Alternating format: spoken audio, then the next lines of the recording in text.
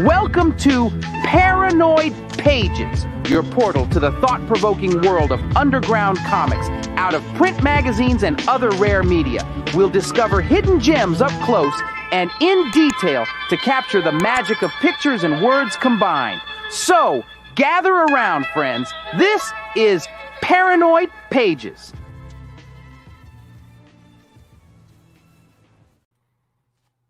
Here we go, Paranoid Pages, episode 1. Let's just get it off to a bang. This started because I was doing an episode of, I think it was Conspiracy Cinema with Tommy Truthful, and I pulled out this Codex Magica along with a few other books, and it seemed like people really liked what I was showing them. So I went back and I looked through my library, and there's a lot of different books that I guess a lot of people can't get anymore. So I'm going to just start streaming some of them. So if anyone's got any questions or wants me to stop and go to a certain page, just let me know. This is live, but obviously it'll be up for you to watch in more detail later on too. So before I even get started on this awesome book, Codex Magica, Texe Marrs, I just want to mention, in case you don't know, I publish my own books too. So I'm just going to show a few of them before we get started. We've got coloring books. This one's actually one of my favorites. Shout out to Shane. This is called Paranoid Portraits, and it's just got, here's David Icke getting slurped up by some reptilian shapeshifters. We got William Cooper, We'll Hold the Pale Horse, Ted Gunderson, there's Santa. There's, all kinds of, very conspiracy-specific coloring book portraits there. This one's really cool. This one's called Modern American Lovecraft. It's all Lovecraftian sort of meets modern politics. Lots of tentacles, and here's some U.S. Army demon dudes. These ones are so cool. This is probably our bestseller, believe it or not, American Cryptids by Sophia. And it's basically got all of the coolest cryptids we could find. About 25 of them. And, yeah, Mothman. Bunch of them in there. There's a whole bunch of different previews on the back. So those are some coloring books. We also got, you guys might not even know this one. I haven't talked about it enough. I'm going to start promoting it a little bit more next year, but it's been available on Amazon, Blockman and Punch. And it's actually a really hilarious comic book that's kind of got this old school style to it. Here's this dude here that huffs paint out of a bag and goes into this alternate dimension. It is the most wild read ever, and this one's by Miguel McKenna, so check that one out too. And then, bam, we've got The Chosen One, issue 1. Issue 2 is going to be announced pretty damn soon. It's only got 87 people that signed up. As soon as it got 100 people that sign up, then we'll start the campaign for it. I got my Secret Mystery School series. This is probably one of my babies, and it's got 4 issues. Issue 1, there's issue 2. There's issue 3. There's this. Oh, I missed issue 4. I don't know where issue 4 went. There's issue 4. These ones are some of my favorites. This dude right here. This is Phil and Colin, named after Phil Collins. We got some Amanita down there. Time Samplers. This is where it all started. That was the very first Paranoid American comic. First one's about Federal Reserve. Second one is about the Skull and Bones. The third. Oh, I'm already out of order. The third one is about Project Monarch. The fourth one, they knocked down the Washington Monument. The fifth one is all about the Titanic and Tesla and a whole bunch of other crazy stuff. And then we just dropped Frazzle Drip Funhouse. It just came out. I've been sending it out to backers this and last week. I think the very last package goes out tomorrow. So if you didn't get a copy, too bad, but it'll be available on the website eventually at some point. You won't get all the cool little goodies, but I'm definitely going to put together some packages of all the remaining copies of this one that I've got left. So, man, look at all this. Comics and coloring books, and here's the book we're going to be talking about today. But I still got, 3 or 4 more? Yeah. We got Paranoid American History 101, and at some point I might go through and actually just read my own comics live on one of these, but I'm not going to do that right off the bat. That felt a little bit too egotistical. This one right here, this is called Geronimo's Grave. This is a sampling of a story that's in this Paranoid American History 101, and it's about how the Bush family dug up the bones of Geronimo and they use it in their Skull and Bones ritual that they still have today. There's George Bush Jr. getting drunk. He was a cheerleader. That's why he's got the little cheerleader outfit on. What else? We got Fiction Faction. Shout out to the Alvarez brothers.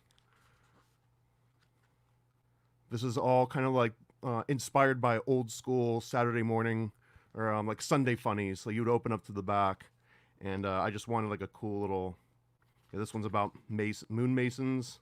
This one's about JFK going back in time and saving himself from Lee Harvey Oswald. We've got one about chemtrails and werewolves. So that one's really fun. And I only got a couple more here. Connect the Dots, Confounding Conspiracy Chemtrails. I've had a lot of requests to read this one or have someone read it live on air. So I might do this one eventually too. But this is a legit, completely illustrated, you know, fully, like, this is serious. It's not just a complete parody. And it talks all about chemtrails and Morgellons disease and nanobots and anything you could imagine. Global warming and geoengineering. Talks about HR 2977, the Space Preservation Act of 2001, that specifically states chemtrails are an exotic weapon system in Section 7B. Find one other kid's book that's got that reference. So there we go. And then some of you guys might know me from the these little pamphlets here. The Homunculus Owner's Manual. And what started it all, truly, this paranoid pamphlet on MKUltra. It kind of shows you the exact history of where MKUltra and mind control research kind of came from. Castro, JFK assassination, just anything you can imagine that has to do with MKUltra. It is in this pamphlet. You can find all this stuff on paranoidamerican.com. You'll even be able to find this book maybe on paranoidamerican.com used along with a bunch of other ones. So let's get into this one. This one's a little bit wild. It's a thick boy. It's like 700 and about 620 pages with the reference, but it's very, very image heavy, which makes it perfect for this show. This is kind of what inspired this Paranoid Pages. Like, look at all the images we can go through here. So we only went through one chapter when I was talking with Tommy. So I figure we'll just kind of like go through the beginning, see how far I get before I need a break, and we'll start there.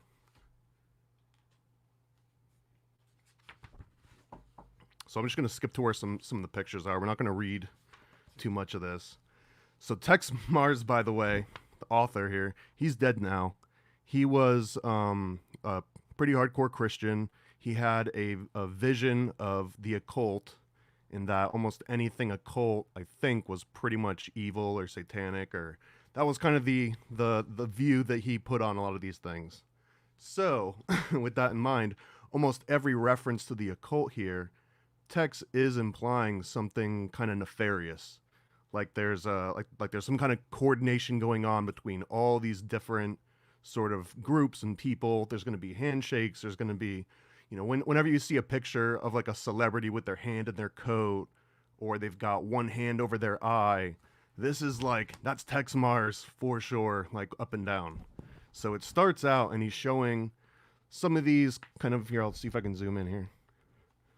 So it starts right off on these Masonic imagery. And if you guys have seen on Twitter and a few others, there's a guy that recently snuck into a Masonic lodge and went through the Master Mason degree, I believe. And you can kind of see some of the modern day versions of what this kind of, you know, 1800s version looks like.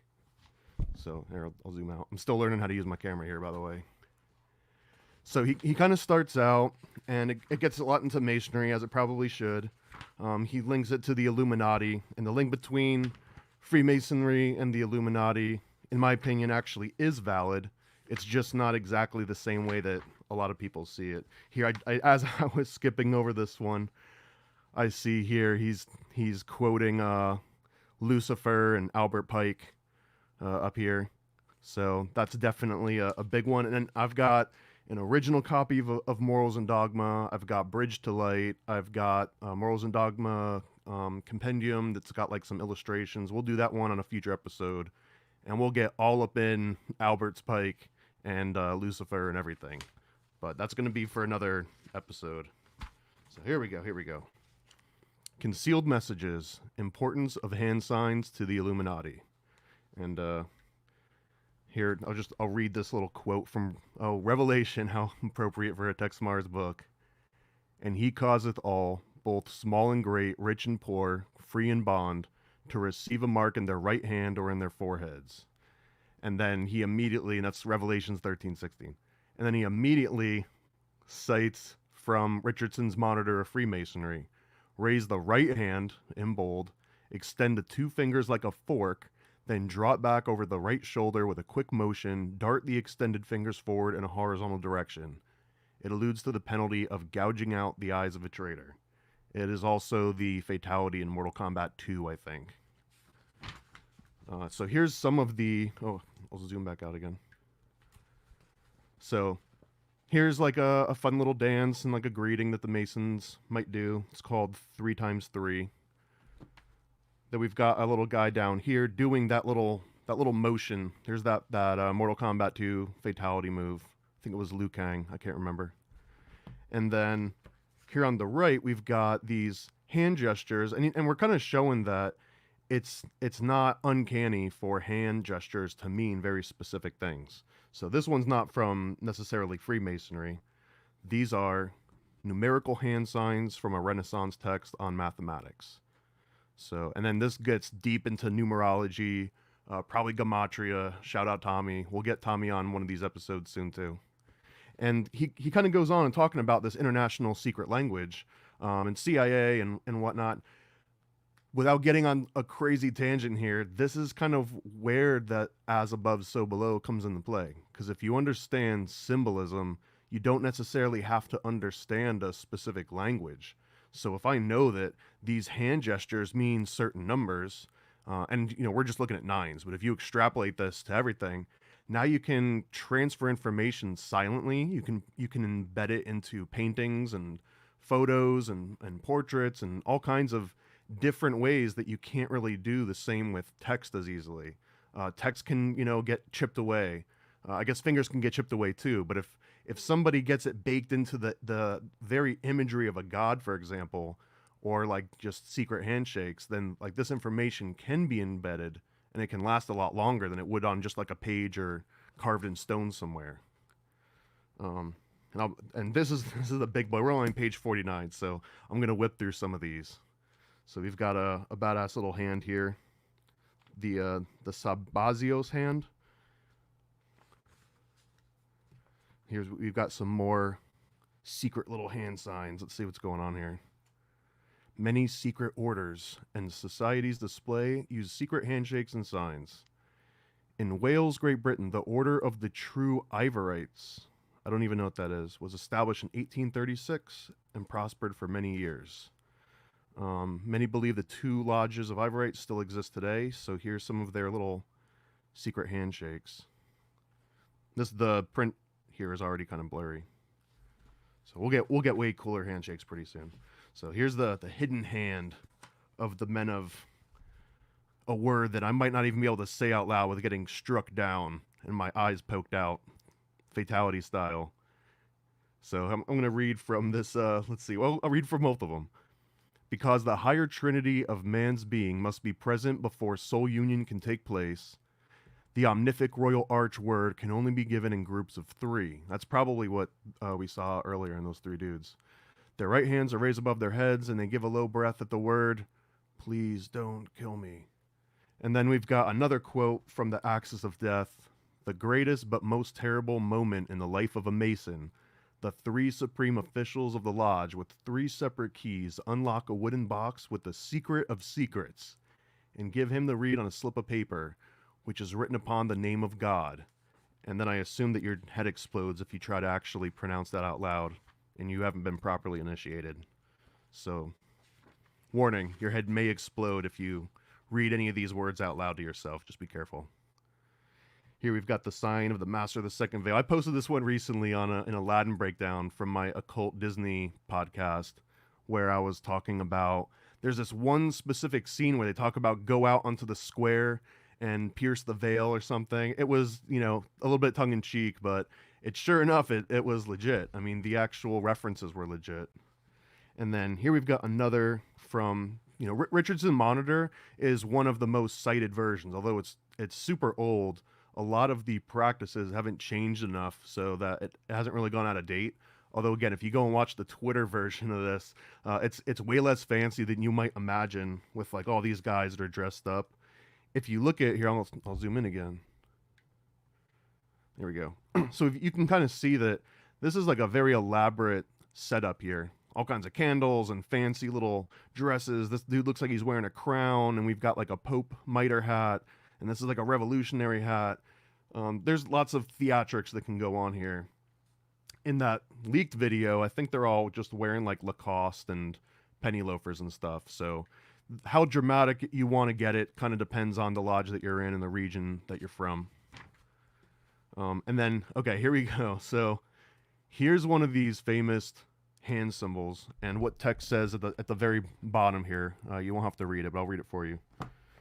This says, George Washington in a Masonic pose. Around his neck is an emblem of the moon goddess. And we can see that there. Okay. A feminine complement to the sun god Osiris, secretly worshipped in occult Freemasonry. This emblem, combined with the diamond-shaped device just above it, so there's like a little diamond thing here, indicates that Washington had taken the vow of vengeance to all enemies of the Order of Illuminati. So this is Texe Marrs explicitly stating, it seems, that George Washington was in the Illuminati. I've heard this theory a few different times. It's in a video game that I played a couple years ago. I think it's interesting, but I don't think that George Washington was in the Bavarian Illuminati. He was contemporary to it, but he was American AF. If anything, I don't think he was Germanic, and I don't think he prescribed to some of those ideals. He definitely was in secret societies. He definitely was a Mason. But to then link Masons and Illuminati, it gets a little sticky. It's for a different episode. We're only on page 60 here. So, and then here we've got this apron that was presented to George Washington. And it says it's, you know, reserved for higher level Masons. Well, essentially that's third degree. Which actually was probably a much bigger thing back then than it might be today. And then we've got some paintings. Here's some of George Washington. Here's this is actually a pretty famous sort of trestle board. George Washington is a Mason, and this one is printed by the Scottish Rite in a few different things. This says 1992, but they like to print this over and over again. It's pretty badass, to be honest. I think they've got like a huge color version of it in the Scottish Rite Temple in Washington, D.C. that anyone's allowed to go in and take a tour. You're just not allowed to leave. Here we clearly have a real-life photo of Abraham Lincoln as a 20-foot-tall Nephilim. No one's showing that anymore. But, and seriously, here's a picture of the dude with the hat, and he's saying that in this photo, President Abraham Lincoln is visiting a Union military camp. Fascinating is the fact that the men on either side of Lincoln are also giving this Masonic sign, while Lincoln is not. You can see what they're talking about is these two guys have the hand in their pocket. Although he's got it up here too, so they're all in on it, I guess. Here's an older version of him with it. And I mean, and just thinking out loud here, sure, maybe every single one of them, this is their symbolism will be their downfall. Although maybe also it was just like, oh, I saw this other dude doing this and it looked kind of cool, so I'm going to do it. I don't know. I feel like trends can pass along like that, but this also definitely is implying like there's a hidden hand at work. Like, I'm the dude in the picture, but, you know, the person controlling the strings is like under this coat, essentially. And then we've just got so many. This entire chapter is just on different people that have been taken with this exact pose. I believe this is Albert Einstein, pretty sure. It's the guy that invented the internet. We've got everyone. Everyone did it.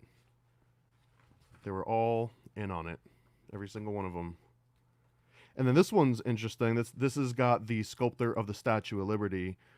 This one very clearly has all sorts of Masonic and Rosicrucian symbolism built into it. Victor Hugo. This is kind of like the origin of Batman Joker, by the way, just tied into comics. Oh, someone said that this is Marx. Pretty sure that's Einstein. Look how smart that guy looks, dude. That's got to be Einstein. Then Napoleon Bonaparte. So, and then, man, this is so cool. Paranoia. We're gonna get into some of these Paranoia magazine. I was just kidding, by the way. I know it was Karl Marx. Paranoia magazine. I've got maybe like a quarter of the catalog, but it was my absolute favorite magazine growing up. Whenever I would, get dropped off at Barnes and Noble, whatever. So I mean, here we go. We're gonna kind of like browse through some more of these. Long story short, if you ever see someone grabbing something out of their jacket, then that's proof that they're in the Illuminati. No questions. Proverbs, one of the better books, I think. At least better than Numbers. A naughty person, a wicked man, walketh with a froward mouth. He winketh with his eyes, he speaketh with his feet, he teacheth with his fingers. Sounds very occult, very cryptic. So only naughty persons and wicked men talk in symbols, I guess. There's definitely no symbolism outside of that.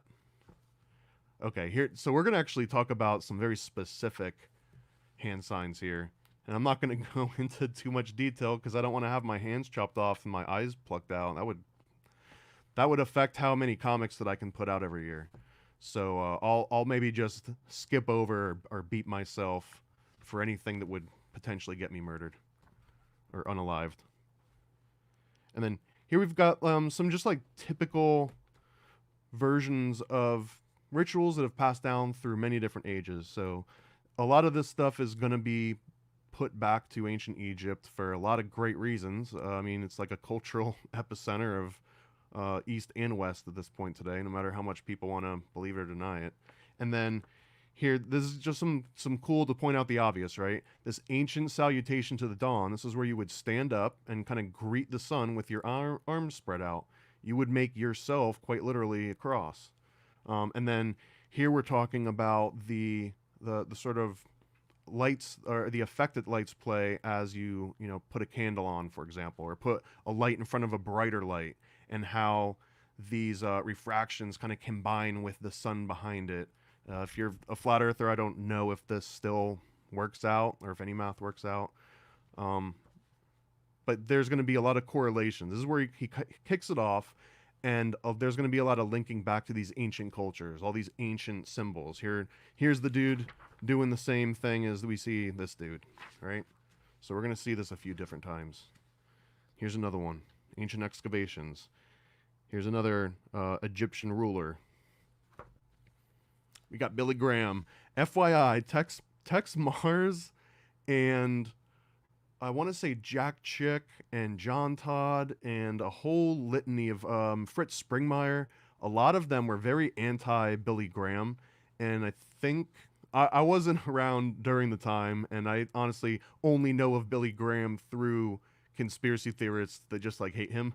But I guess he was, like a televangelist of some sort. And he was like the wrong version of worshiping. So he was kind of seen as like this antichrist. You can kind of fill it in with any televangelist you've got today. I don't know, Peter Popov or whatever like the big dudes are called. That's kind of like their version of it when Texe Marrs was putting this together, I guess. Pat Robertson's a great example, and here he is calling out Pat Robertson. And here's one where, I mean, he's not grabbing his cell phone, right? And he's not like scratching. Like, he's very clearly doing this very specific hand gesture. Although this hand gesture, as we can already see, it predates Freemasonry. So if anything, the Freemasons just adopted it from maybe the same place that I don't know where the hell Pat Robertson picked it up or why he's doing it. So it could be a Masonic thing. It could be a Christian thing. If you know, let me know. I don't actually know the answers to almost any of this. Annie Besant, Secret Doctrine. Bunch of people doing this very specific one. Some of these are like, he's putting his hand over his heart. I don't know if I see the lion's paw in every single one of these, but many of them there are. That one's a straight up fist. So here's James the Rothschild. But again, like, this was just sort of a prestigious way to take your photo. Like, what are you going to do with your hands? So I think that this was, it's half secret symbol, right? And then the other half, like this one for sure, is way too specific with how the knuckles are spread out. And like, this is so staged that it is definitely a symbol for something or someone. And I mean, obviously, if an artist took a long enough time to make a painting about some of it, it might be the case. But I'm curious, has anyone ever like accidentally done this? Has anyone ever accidentally done this? Have you ever taken a photo like this just on accident because your hand happened to fall into that pattern? I mean, that's a different one. Someone's asking when is this book from? This is pretty sure this is one of the first printings. So this is the second printing, 2006. Original printing 2005. It's fairly new. It's not that old of a book. Okay, now we're gonna get into some horned beasts, and whenever it starts with a quote from Aleister Crowley, you know it's gonna be extra naughty and wicked. I possess more exalted titles than I've ever been able to count. I'm supposed to know more secret signs, tokens, passwords, grand words, grips, and so on than I could actually learn in a dozen lives. An elephant would break down under the insignia I am entitled to wear. The more that I read about Crowley, it's like he did seem like he had a sense of humor, and it was a lot of satire. It was a lot of sort of not taking himself seriously, but also taking... Oh, actually, let me restate that. I think he took himself seriously. He didn't take anybody else seriously. So he's very upfront about that, and if you actually read some of his works, it's a lot more poetry than prose in some ways. I actually just started reading We're going to do Moonchild with Juan on the Occult Book Club. And it reads kind of like a regular novel. Not the best one, but it was way different than I was expecting it to be. And then here we go. Einstein was a Satan worshiper. I don't know why I keep releasing... Every time I go to say Einstein, I say Einstein. Einstein was a Satan worshiper. I said, and again, he joined a satanic cult that featured long, unkempt beards. Every picture of Einstein depicts as such. Okay, I guess the joke breaks down because Einstein never really had a beard. But I've got a beard, and I guess that having a beard might actually mean that you're in a satanic society, according to Ralph Epperson. That's pretty cool, actually. It's cooler than if you show up and they're like, you have to be clean shaven the next time you show up. I feel like I'd already have a bad impression right off the bat. Out of context, we're just going to say here's L. Ron Hubbard and Aleister Crowley next to each other. This is worth an entire deep dive that we might not have time to do right now, but we absolutely will. It is one of my favorite topics ever. And legitimately, I am way more scared of Scientologists than I ever would be of Masons. So I don't know how deep I want to get into Scientology, to be honest with you. All right, here's the big bad. Let's cover that up for all the children out there. Baphomet, the great Luciferian goat god worshipped by the Knights Templar. I just want to throw out that that's stated very matter-of-factly by Texe Marrs here. By Gnostics and Satanists and many others involved in the Illuminati network, a symbolic yet graphic representation of the adversary Satan himself. Pictured as androgynous, very progressive forward-thinking of them, we find his right hand pointing up towards the light and his left hand pointing down towards the dark, the satanic star on his forehead. The two balanced serpents are in his woo-woo area, and he has a torch with fire coming out of his head. There's many other symbols that represent as well, each packed with malevolent, blah, blah, blah. He's just saying, like, oh, there's so much more, I can't even get into it. And you've also got on his, oh man, we've also got on his arms, too. We've another version of this. First, he's got Solve on one arm, like a solvent, and then the other one is coagula, as in like coagulation, like when, you know, like your blood coagulates. So one of these is sort of representing dissipation or dispersion or you know, like dissolving, and the other one represents coming together and form, like solidifying. So this symbol has a lot baked into it, and it's really all about just this sort of circle of reality, I guess. and just basically like the binary dichotomy. That's sort of like, you know. Anyways, I've got a beard, so you can only trust so much out of me. And then this dude is pretty badass. This is from the book called Witches. So, and I think Texe is just showing this like, hey, look, here's another scary goat thing, and he's got a knife. So, Illuminati confirmed. And we've got the Green Man here. You can see this in a lot of old door knockers and stuff. A lot of I guess like a lot of like Wiccan stuff still kind of reuses some of this symbolism. That would definitely freak Texe Marrs out quite a bit. Here's the witch's god, the two-horned god. And he does, I mean, he goes back into it. So we've got Pan, the two-horned god. He relates here to, this one is Shiva, I guess. Making the El Diablo hand signs. Everyone knows Shiva was just a Longhorns fan. That one's kind of a messed up. And then this one was, I think, Justin Trudeau's friend growing up. I don't remember his name. Abraxas / Baphomet. It says Baphomet, but no, maybe is that not Abraxas? The little cockhead.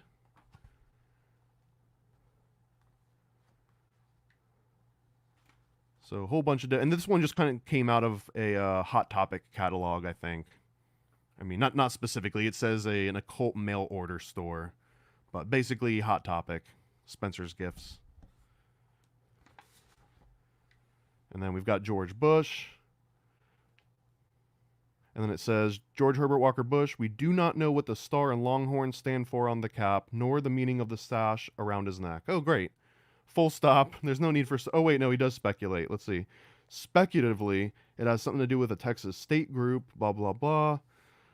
He actually doesn't say anything about Baphomet, but it's clearly on this page with Anton LaVey, so there's an impression being made here. Here we've got a Grand Master of a satanic secret society in Greece wearing a goat's head. I feel like this is on a Sabak album. It's a guy that, was he in nonfiction? I don't know if he was in nonfiction or not, but he did stuff with like Necro and Ill Bill. I'm pretty sure he had an album that used this on the cover. So, and then here we've got High Priest Anton LaVey. And this is Jane Mansfield. So Jane Mansfield was hanging out with Anton LaVey with his pajamas on. So adorable. And then this has got to be the OG Moloch, right? With his horn. The scariest part's the horns. Don't even pay attention to the rest of the stuff going on here. The horns is what makes that scary. We've got Alexander, he's got little horns, so he's in the Illuminati. Alexander the Great with horns. Hell, I mean, Smokey the Bull. I don't even know where this came from, but Smokey the Bull, if he exists, he's also in the Illuminati, unfortunately. And what is this? Let's see. This is a very dated ad. Like he definitely was in like the waiting room somewhere and was just finding Satan everywhere he looked. It says, this ad for Nokia telephones appears harmless, but look closely at the subtle horned image on the man's belt buckle. Oh, I was totally looking at the wrong thing. Not the evil technology that's enslaving humanity, but the belt buckle. And it's honestly not that easy to see, even on the printed book. This isn't a focus issue, but I guess that this dude had horns on his belt buckle, and that's because Nokia was trying to program you with the horns and the belt buckle. Not through the technology to enslave you, but belt buckle. This is actually one of my favorite ones. You see this one very often. I'm just going to leave it on here without pointing it out directly, just to give you a chance to see it. But we've got Bill Clinton, the greatest president of all time. And he's got little horns, right? Because the M puts little horns on the back of his head. I love it. This has happened a few different times, too. No conspiracy book is complete without a direct reference to Albert Pike via Leotaxel. I've got all the source material. It's just that's gonna be a long and dusty one. So there's not a lot of pictures in that one, but we're gonna get into that at some point. But here's the Leotaxel source. This is basically right here, right? AC da la Rive, la FM de Afante, blah blah blah blah blah. This is citing Leotaxel.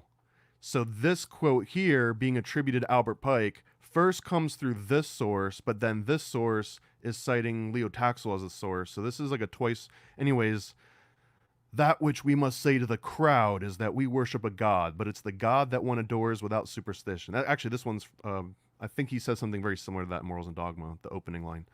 To you, Sovereign Grand Inspectors General, aka 33rd degree Masons, we say this, that you may repeat it to the brethren of the 32nd, 31st, and 30th degrees. The Masonic religion should be, by all of us, initiates of the high degrees, maintain the purity of the Luciferian doctrine. If Lucifer were not God, would Adonai, Jesus, culminate, spread false and harmful instances about him? Yes, Lucifer is God. If anyone can find an actual source attributed to Albert Pike saying this, and not, I mean, this right here, again, is citing Leotaxel about a quote that Leotaxel admitted that he had made up. Anyways, this isn't going to get completely into that. We're going to have a whole entire episode on this one. But Texe Marrs is another really great example of where the legend of Albert Pike kind of like continues to live on, and it probably will forever. And actually, I just I did some 33rd degree training recently, and they cited that in like the first 5 minutes. They were joking about how Albert Pike's never going to let them get over the fact that that's a New World Order. But all right, I can't talk too much of that one. I want to keep my eyeballs. Here's a drawing of Beauty and the Beast, and I guess he's got horns. So, not the fact that it was about marrying your child away to an old man and that she should embrace this horrible, hairy old man that she perceived as a beast. And Beauty and the Beast was really just like, hey, I know that we arranged your marriage and you're barely 13 and you're going to go and marry this 40-year-old guy. That was what Beauty and the Beast was about. But the scariest part is that there might be horns on the beast. This is actually like very cool. It's like this Art Deco sort of like early on. This is like a mail order version of Spencer Gifts, I assume. And then this one 100% comes from Secret Teachings of All Ages. I can recognize Knapp's artwork anywhere. Unfortunately, he doesn't even give credit to John Augustus Knapp, who did this. Man, I'll probably do that one next. I might do Secret Teachings of All Ages, because I got the Diamond Jubilee edition with all the cool color pictures and foldouts and stuff. And then here's a dude that's LARPing. He's the devil. And speaking of the devil, now we're going to give him his front and center. So we're about a fifth of the way through the book. So we've got a little whiles left. So we're going to show these three different ones. According to Texe Marrs, these three symbols are essentially the same symbol. And I don't know if this is a universally agreed thing, but Texe Marrs definitely is making this case. So he says, the three versions of the El Diablo, sign of Satan, the horn god. The hand sign at right is also the deaf gesture for I love you, a fact which has many people confused. Literally, in fact has many people confused. So he starts making the case that even the I love you sign, and if you look into Helen Keller, there's a lot of sites and books and articles about how Helen Keller was also into the occult. I haven't followed that particular thread far enough to speak on it, other than it's an interesting concept that's worth looking into. And then for every instance of Bush doing this, it's pretty much always been explained away as the Texas Longhorns, right? Almost every one of them. So it's a convenient explanation. It's hard to dwell on that when the explanation is so great. And I just wonder, seriously, is it more evil to self-inflict a horrific, traumatic experience on your own country, or to make silly horn signs in public? Maybe they're the same. Maybe the hand sign's more evil. I don't know. And then here's just somebody actually got so triggered by people quoting that this was the satanic symbol. They wrote a whole like magazine article on it. So this one is from the Cleveland Plain Dealer, where they kind of break down all these different symbols, and Texe Marrs kind of explains this away a little bit. Again, way more. Just there's lots of them with the bush. Some of these, I think he shows that image like 3 times in a row. And now we've got a variation on it. So Reagan, yeah, he's got an astrologer. I don't even think Reagan knew what the heck he was doing. I think Joe Biden might be slightly more coherent than Reagan was in his prime. So, and then we've got Bill Clinton. And again, see how he says flashing the horned devil. So again, it doesn't matter that if the thumb is crossing it or not. To Texe Marrs, this is the horned devil sign. That doesn't mean anything other than the horned devil sign. So with or without the thumb. The thumb's just like extra, I guess. Tony Blair. And then we just got just a bunch of people doing this exact symbol. Some of them look intentional. Some of them look, I don't know, Marion Barry. You know, Prince William. I think this is that guy that was in Suits, right? He was like the star of Suits. Kids in the Corner office. Clearly this, it was this Napster or something. It was very 90s hand sign. I think this book too, and maybe Texe Marrs and like the whole fever and the obsession with this symbol that would get someone to write this article to explain away all these symbols, that just made teenagers want to do it even more. And now they're like, well, I don't care what it means. Now it does mean Satan and the horned devil. So I'm just going to start using it all the time. So I don't know if it's like a self-fulfilling prophecy in that way. And then again, Texe Marrs being a very fundamental Christian. I don't know if he was truly a fundamentalist, but he was very passionate Christian. So anything that was not Christian was kind of just like the work of the devil, leading you away from the true path of Jesus. So even though this guy is clearly, I mean, he mentions in Hinduism, but he's just letting you know that, that there's that horned devil sign. So there's proof that Hinduism is also just worshiping the devil. That's sorry to break it to the millions of people out there. Here's a little sign with the witch. She's also a Longhorns supporter, I guess. Anton LaVey. And then we've got a bunch of televangelists. So, I mean, God help you if you ever make this, if your fingers ever find themselves into this little configuration here, straight to hell. It sucks, but that's how it works. God does not, he'll give you the fingers, but you better not point them in certain ways. Otherwise, you're in trouble. And then Kevin Spacey doing the Spider-Man. And I guess Spider-Man, too, in this context. Spider-Man would probably be worshiping the devil. Selma Hayek. 007. I don't even know who some of these... Apparently Chad Murray was going to be like a big thing. Some kind of teen dude. He got real serious on this one. He even circled... He circled the hand, just to let you know. That, yeah. The War's white label is satanic. Metallica. If anything, Metallica probably makes satanic less evil. Like they kind of water it down a little bit. Make it more palatable for other people. Oh boy. I don't know. We're just gonna...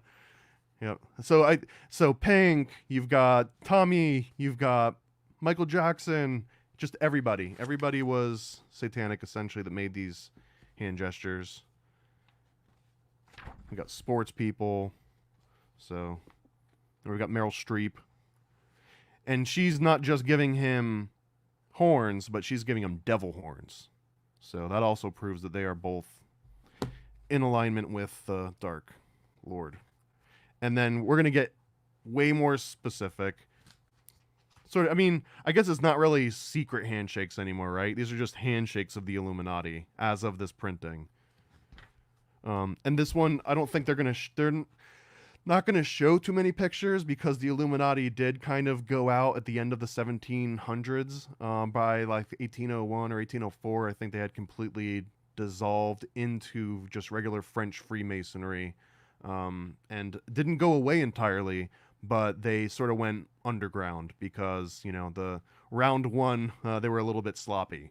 So round two, I think they covered up a little bit better. So he kind of goes in and he describes some of these. There's way better books on the actual Bavarian Illuminati rituals that we can go over later. Texe Marrs isn't the one, in my opinion, about the Bavarian Illuminati specifically.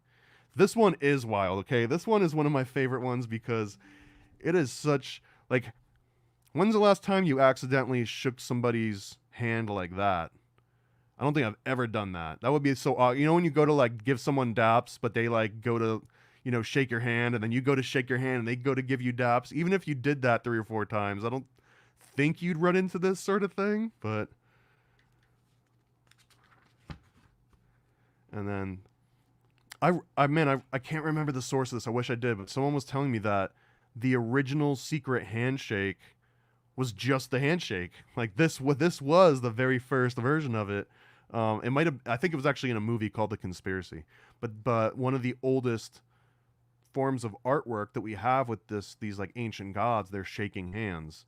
And that was apparently like a secret act at some point, but now it's just the most common way to greet somebody is to shake your hand. So and here's a very specific way of shaking somebody's hand. I don't want to lose my eyeballs, so I'm not going to get too deep into it. But you can just look at it. And then popes. I mean, I don't know what Texe is saying here. He's definitely not pro-Catholic, but the Catholics are definitely not pro-Freemason, and the Freemasons are not pro-Catholic, but then somehow... I guess by inclusion here, we're insinuating that the Catholics are in fact doing Freemasonic handshakes. There's, again, since a majority of this book, and FYI, this is Codex Magica, Texe Marrs, 2006, there's not a lot of context outside of the brief intros and then just these little captions that you get next to somebody, right? So this just says, Pope Pius the 12th greets Cardinal Spellman of New York. It doesn't say... that this is a Freemasonic handshake. It just happens to be on a page right after he was showing you actual Freemasonic handshakes, right? So the context Texe Marrs uses to insinuate things without specifically saying any of that. So it's not like you can prove him wrong, right? Because this is clearly what's happening here. These guys are shaking hands, and he's not making any other claims about it. So I kind of like that approach here, where it's up to you to decide which of this is connected, which isn't connected. Here we go. And this is one of the references where they talk about this, like the normal handshake that we've got goes back into ancient history. Like just a regular handshake was the secret handshake. And again, he's doing something specific with his thumb here and the knuckle. I like seeing with my eyes, so I'm not gonna say any of this stuff out loud. Oh boy. All right, I'm in trouble. Just from showing that one, I'm in big trouble. And then, let's see, what's going on here? George W. Bush and FBI Director Robert Mueller exchange a grip behind the podium. We don't even see how they're shaking hands, but that makes it extra secret. Because it's like, you don't even see what's going on. So that's like a secret handshake. Which is probably like double trouble. And then, you know... there's one of the creators of the Berenstain Bears, I believe, or Berenstein Bears. I never get that right. I'm always in the wrong reality when I pronounce that. More popes. Popes and Masons. Popes and Masons. I don't get the connection here. And then he also cited Leotaxil, so... anyways, any of the deep Leotaxil nerds know what the frustration is there. Here's some dude shaking hands with NASA. So,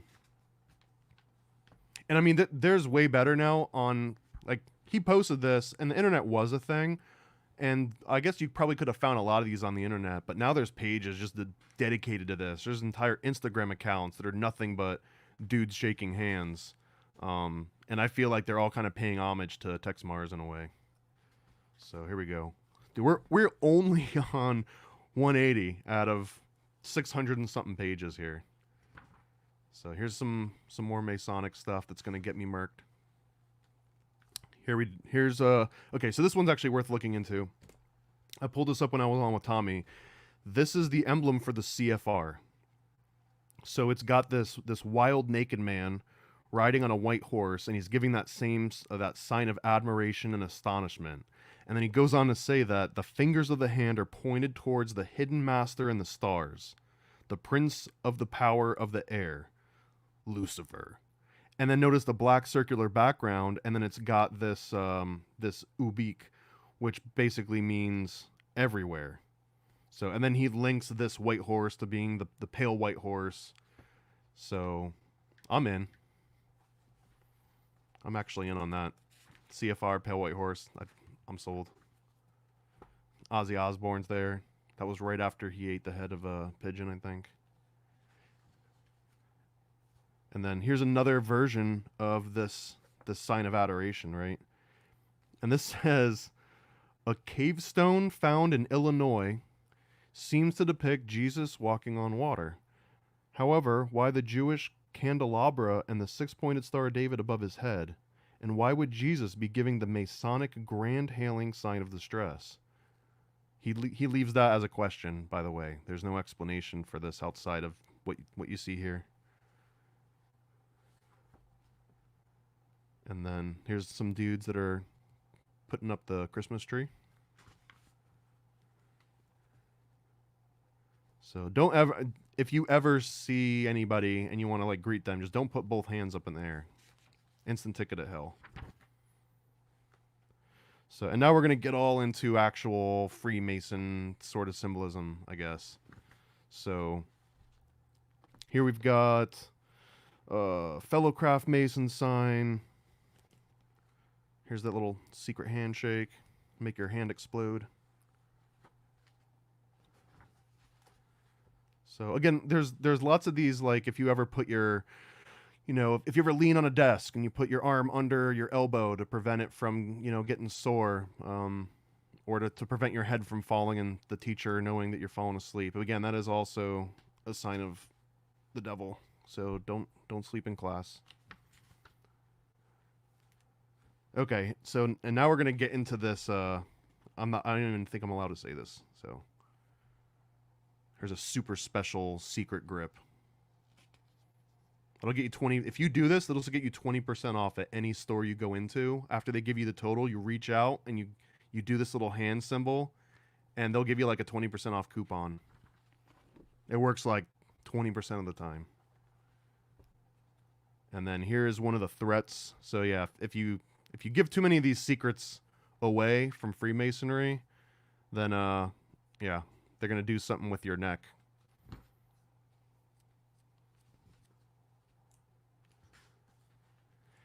All right, now we're going to talk about how crossing your heart and hoping to die is also this ancient mystery cult symbol. And I'm honestly I'm being a little bit facetious on some of this, but I do legit believe that these ancient links to the concepts that he's talking about exist. I just don't maybe believe that they're like worth worrying about. Like if someone does this stuff, they don't automatically go to hell, but who knows? So Jim Tresner, 33rd Degree. This is Scottish Rite Journal is basically just like their monthly magazine. An X is an ancient symbol for change or transformation, long associated in medieval and Renaissance art with the coming of the Messiah who shall make all things new. And then we've got Texe Marrs quoting himself. What a legend. People that quote themselves are in their own class. The Illuminist Masonic meaning of X is simply this. It is the sign of Osiris, the great Egyptian sun god, ... Like he didn't even finish his own quote. That's how much of a legend Texe Marrs is. The ultimate Chad. And then clearly you can't do the mark of an X without a skull and crossbones. He does get into some skull and crossbones stuff, but if you care about skull and crossbones specifically, you definitely want Anthony Sutton's fleshing out the skull and bones. And that's Trine Day, and whether or not you want to give Trine Day any credit, because that might come from intelligence. The conspiracy publishing world's crazy. They're all either intelligence agents or Masons or wackadoos. So take your pick. I mean, if you've got a checkerboard floor, you're screwed, dude.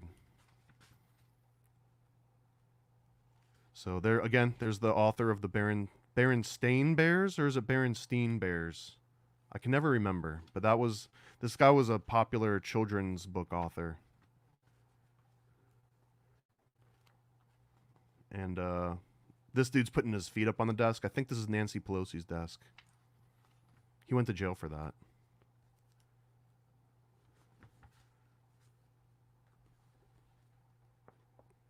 And then Charlie Chaplin. Here's Charlie Chaplin giving himself devil's horns. The second you do this, your soul leaves your body. It actually, what you're doing is you're mocking God, and your soul jumps out through your fingertips and then it goes straight down to hell. Don't ever do this, guys. I mean, it might sound funny, but just don't do that if you want to hold on to your... These are like devil antennas, and demons can just jump directly into your brain. And then mummies. Mummies are going straight to hell.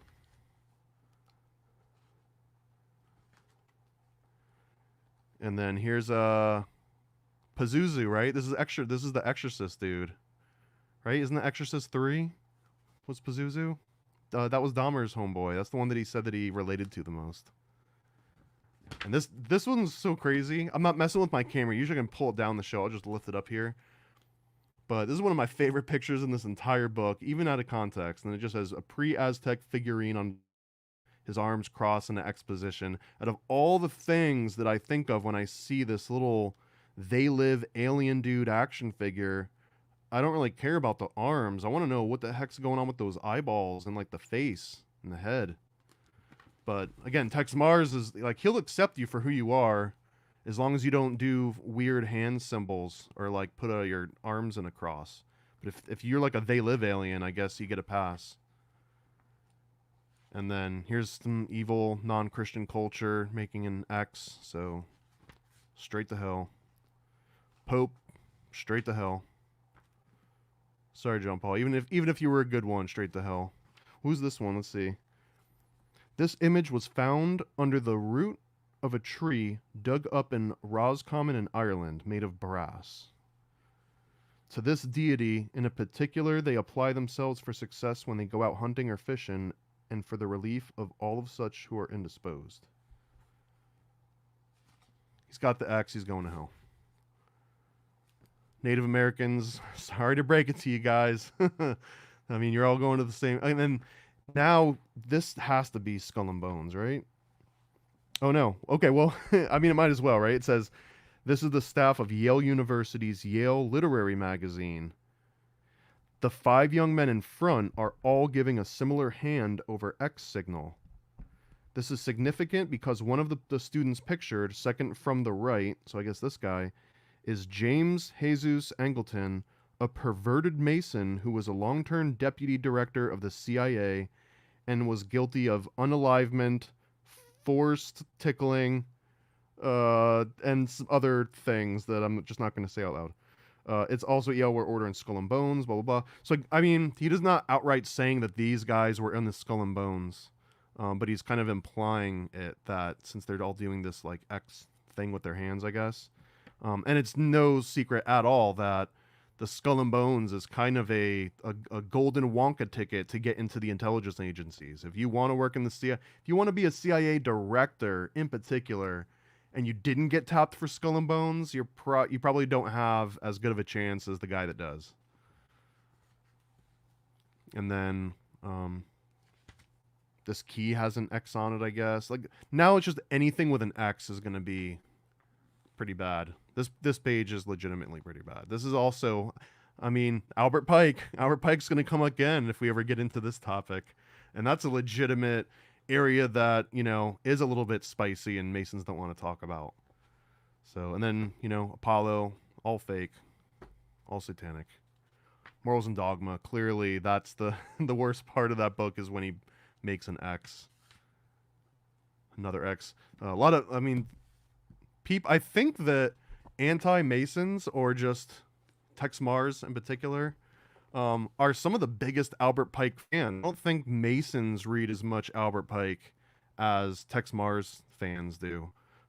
But another version of it from Morals and Dogma. And then Lisa Marie Presley doing the X, straight to hell. And now we're going to talk about the double-headed eagle, also the Byzantine eagle, a lot of different uses of this in a lot of different cultures. This again is artwork by John Augustus Knapp, who, and I believe this is from Secret Teachings of All Ages, by Manly Palmer Hall. So again, I'm a little bit miffed that he doesn't even give credit to the artist in here. I mean, you can see his name right there, J.A. Knapp, John Augustus Knapp. He also did the tarot deck. The Manly Palmer Hall tarot deck was done by John Augustus Knapp. I think it's called the Knapp Hall tarot deck. What else we got here? We got we're doing a bunch of two-headed birds. And even if the bird only has one head, it's still a two-headed bird. Birds aren't even real anyway. Caduceus, even the caduceus is going to be linked to, I guess, the two-headed bird because it has wings and birds have wings, and there you go. I mean, legitimately, the caduceus is an incredibly interesting symbol of, Hermetic philosophy.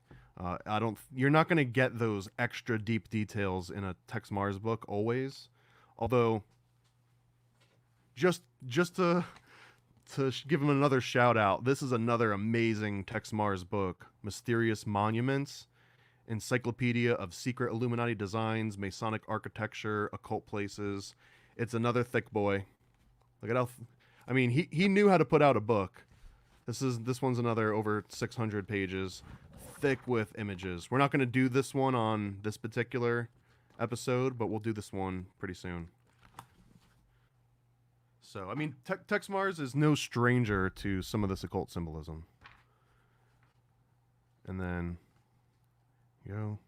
see, he actually says, this is an antique Jewish prayer book showing the double-headed eagle with a crown representing the coming king of the Illuminati. I don't know if that's what this book means, is the coming of the Illuminati. The double-headed eagle, again, predates the late 1700s. That, if anything, Adam Weishaupt was great at just jacking cool-sounding sort of secret rituals from all types of sources and putting them together. Kind of like, now that's what I call Secret Society Greatest Hits, Volume 1 through 30. That was kind of what Bavarian Illuminati was all about. Was giving people like the greatest hits and just like really hyping them up, like just lots and lots of PR work. And then we've got, just lots and lots of different hand signs. Here's the dude doing the devil horns again, straight to hell. Double-headed Byzantine eagle. Now we're gonna make a direct reference to the as above, so below, this Hermetic principle. And there's Abraxas. That's right, that's my homie. That's Juan. Actually, that's Juan's homie. I'm just the homunculus. Another Hermetic principle.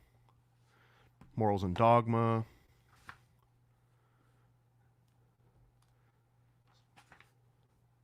And this double-headed eagle could also be represented as like the left and right wing of politics, right? Like one head's looking to the left, one head's looking to the right. But really, they're all part of the same bird, the same organism. Like this is government presenting like it has these two different options.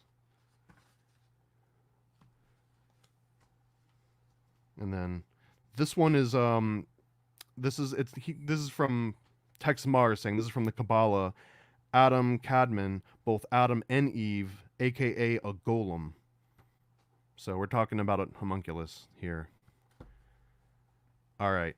Let's get into the all-seeing. Now, I just want to say right off the bat that he leaves a little bit on the table here, because when it comes to the all-seeing eye, if you don't mention the goddess Tanit, I think that's how you pronounce the name, then you're missing out on like some of the most interesting all-seeing eye symbolism. So he doesn't get too deep on Tanit, but we'll do that in some future episode.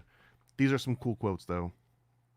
And the great dragon was cast out, the old serpent called the devil and Satan, which deceives the whole world. Revelations followed by an occultist. The great serpent of the Garden of Eden and the Lord God are identical. That's a quote from Helena Blavatsky. Please God, do not strike me down. I didn't say it, she did. And then we've got the most classic, also known as the Eye of Providence, by the way. And you've got this incomplete pyramid. And that is also known as a Masonic symbol because you can't really complete the Great Pyramid. And I think the Masons at the turn of the century, or the millennia, they wanted to coat the Great Pyramid with like a golden capstone. and the Egyptian government wouldn't let them, but it was gonna be a big shindig. And then here's just gonna be a whole bunch of references. So here's a dude that has an eye on the back of his jacket. Straight to hell. She's got an eye coming out of her boobs. That's painful and straight to hell. Tattoos. Straight to hell.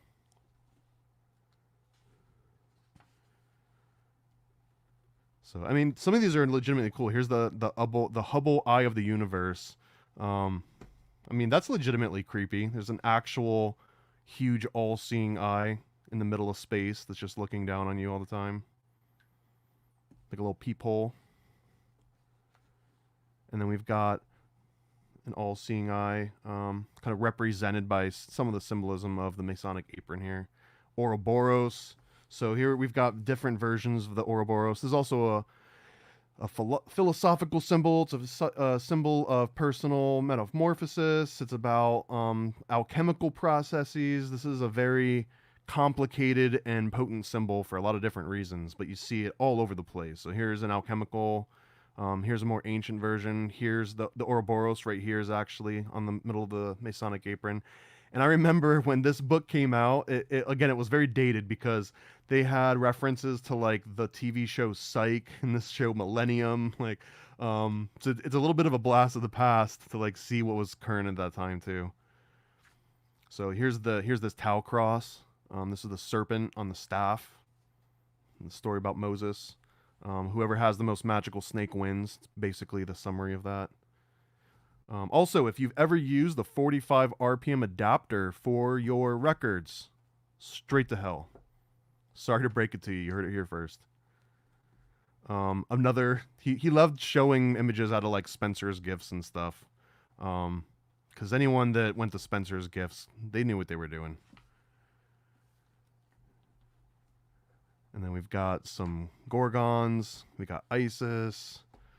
Britney Spears.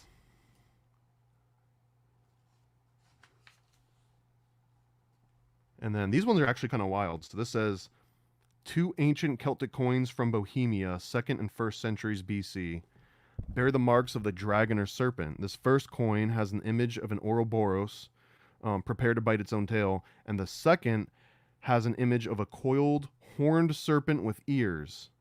The coins signify adoration and homage paid to the serpent as a religious icon and worship by the mystery religions. And then again, we've got a much more deeper explanation of this this seal on the back of the dollar bill. This is the Grand Seal. There's another really great documentary series, I think it's called Riddles in Stone, that breaks down all of the symbolism of early America in the architecture and on money and currency and just all that symbolism in a lot better detail than I think Texe Marrs does. So if you're interested in that one, definitely look that up, Riddles in Stone. I think it's part of like a six video series. It's a really long one. So just lots more Ouroboros everywhere you look. Here's a Library Association, Portland. And then here we got some dude. I think they're doing the Kama Sutra or something. It's like one of those fancy moves. And then, oh man, so here's what happens if you speak out loud. So this is actually what's waiting for me after I end this live stream. If I answer my door and it's 3 knocks, this is what's coming at me. So if you don't hear from me again, I hope this this video was worth me being unalived. You're welcome. And then again, we've got horns. And then we also, he's going to start talking about how all these like little children are like representative of like a mock baby Jesus, and Satan kind of planted them here before Christ existed to throw you off the scent. And then, okay, so this is actually legitimately one of my favorite symbols. And if you go out and you go to a museum or you're looking at paintings and sculptures and you see someone doing this like shush sign, right, with the finger in front of their mouth, this does imply usually that there's something secret, like either the figure is guarding something that was in the proximity of where it originally was, or the figure itself has some sort of symbolism baked into it. So it's kind of letting you know that Like, I'm not saying what I mean to say out loud. I'm keeping it in. So this is like an invitation. If you ever see artwork that has this symbol, it's an invitation to look a lot closer and to realize there's probably something that it's communicating that's not just on that exoteric level, that's on an esoteric level. So here's Colin Powell basically saying, hey, take a look deep inside. Look deep inside me for all my secrets. And then, yeah, don't ever, straight to hell, straight to hell. Just don't put your finger in front of your mouth. How hard is it? And then, when it's your neck on the chopping block, you don't want a dull blade. I love this quote, because, I mean, yeah, I guess you at least want it to be over quick. So they're going to talk about this neck ritual, this pain in the neck degree. Again, I don't want to lose my head, but here they're all making allusions to it, right? If you share the secrets, your head's going to start here and then it's going to fly off in this direction. It's basically what they're telling you. Paul Revere, right? Helena Blavatsky. This one, I mean, Michael Richards was not only is he a Mason, not only is he a Scottish Rite Mason, but he is a famous one. I mean, they probably don't show this cover as much anymore after he had that outburst in the late 90s. Google Kramer Freaks Out Comedy Club if you want to see something wild. But yeah, there's Kramer going straight to hell. I don't even know who this lady is. U.S. Senator Kay Bailey Hutchinson.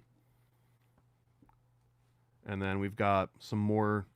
So these ones say that these are from the Rosicrucian order. So this is actually, this is worth looking at in a little bit more detail. So a lot of people go all about like the hand symbols and putting your arm into your coat and stuff.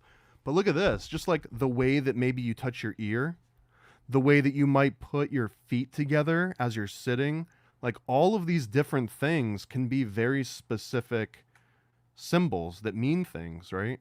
And in my book, which I don't even, can I whip to it fast enough? There's this is one of my favorite examples of this. So this one is from Mulholland's Manual from Paranoid American History 101. This is one of my first graphic novels that's got 8 different stories in it.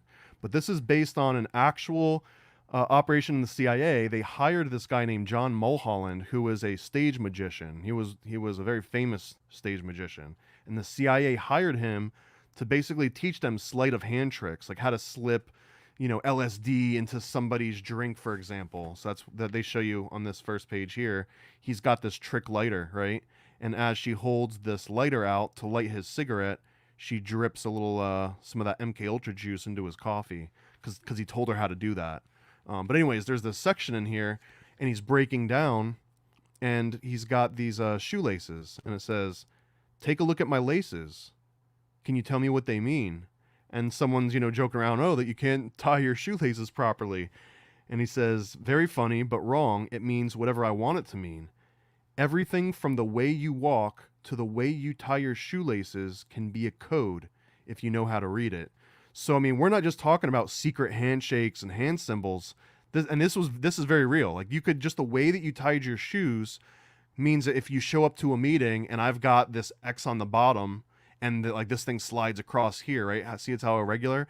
If you show up to the meeting like that, you just told the person everything that they need to know. This is like kill the guy on the left, right? Or whatever the heck that it needs to mean. So, like, nobody owns the market on symbols, but this is just a really interesting version of, it's not just these hand symbols. Like, just you tucking one foot behind the other could be communicating a message in a very specific context.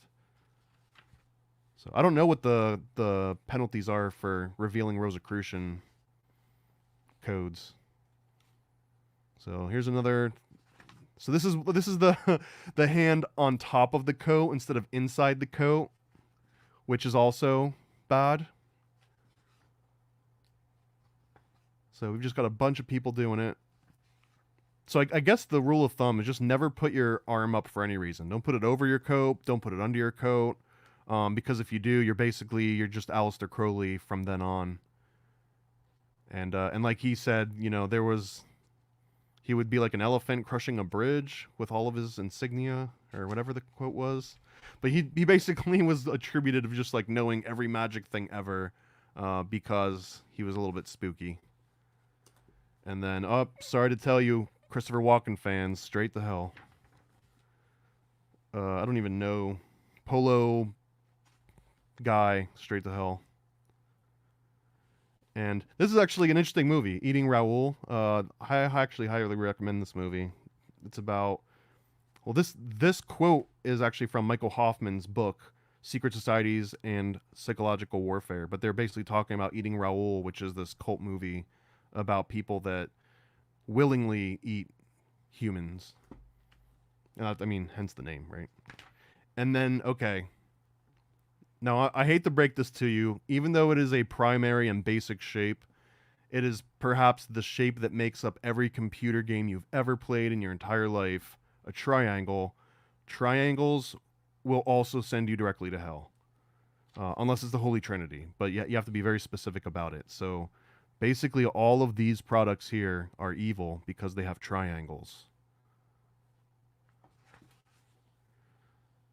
Unfortunately, the top, if you ignore the bottom part of this, look at that. That's a triangle. Straight to hell.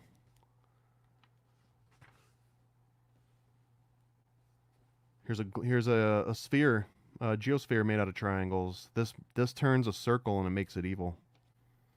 This is actually how every single sphere in any video game is created as well, just on a very small level. Amazon. Are you trying to tell me Amazon is evil? Come on, guys. There's no way. There's no way Amazon's evil. I think this book probably came from Amazon.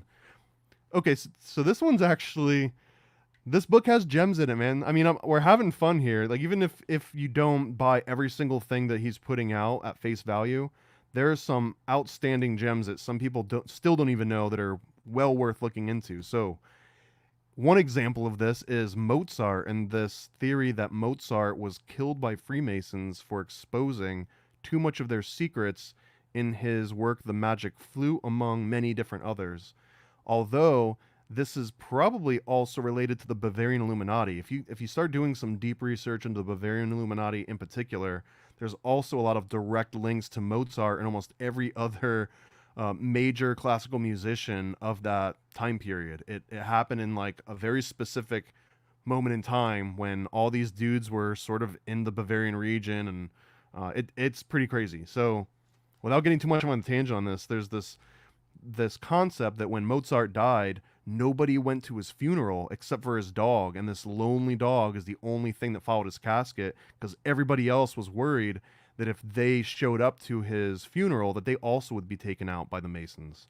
So I've tried to look into this to find more specific references on exactly how true this was, and I haven't found anything in enough detail, but this is still one of the most fascinating Bavarian Illuminati / Freemasonic rumors that I've ever heard, is about how they took out Mozart and everyone was like afraid of the Masons. So they were like, don't even go to that dude's funeral, dude. Rock magazines, straight to hell. Yeah, so now we're gonna get into this like triangle symbol, right? And I'm pretty sure, I don't even think he's gonna have Jay-Z in here. So he was missing out on the hip hop Illuminati. I think he might have a couple, but I mean we all know the little triangle. If you do this thing with your hands, then that night the Illuminati contacts you, and either you join or they take you out. So. If you ever do it more than once on 2 different days, then you're in the Illuminati. So it's honestly the easiest way to join a secret society in all of history. Almost every other one took years of preparation, memory work, establishing bonds in your community, establishing like lines of credit, having people do background checks, having all sorts of merit-based tests to make sure that you were a good fit.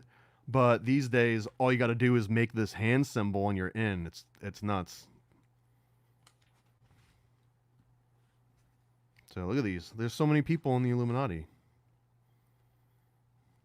I wonder like what happens if like how do you get out? Can you just like break the hand signal and then you're out, and like while you're doing it you're in? I don't know.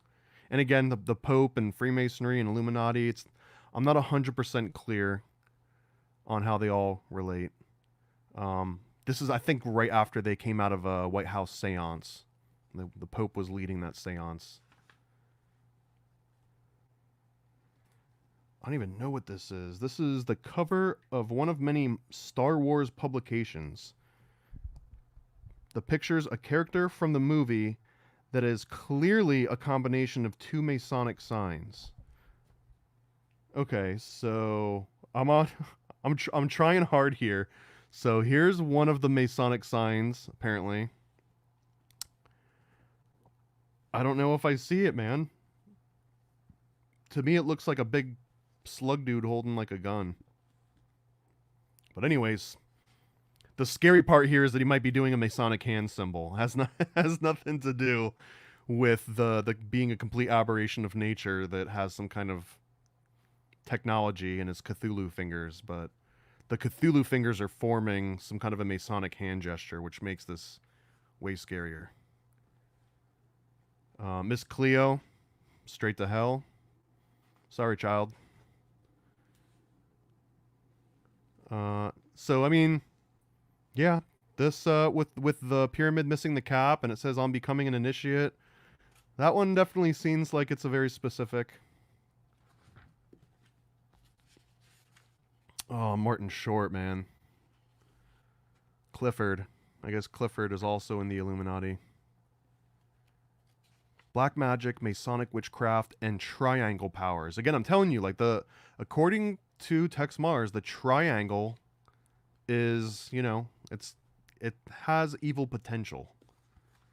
And here we go. Here's quoting himself again. Only legends quote themselves. Ever wonder why the Masons installed the statue of a woman in a stone atop the U.S. Capitol building in Washington, D.C., and the statue of a woman called Liberty in New York City's harbor?